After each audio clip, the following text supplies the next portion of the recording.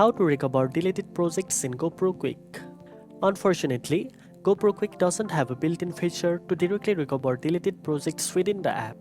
However, if you have previously backed up your projects or videos to your device gallery, cloud storage, or an external backup service, you can restore your deleted projects from there. To do this, check your phone's gallery app, Google Photos, iCloud, or any other backup solutions you use to locate your original video files. Once found, you can import those videos back into GoPro Quik and start editing again from scratch.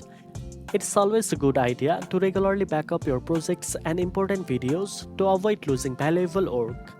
Now you know that while GoPro Quik doesn't support direct recovery of deleted projects, backing up your files will help you restore your content easily.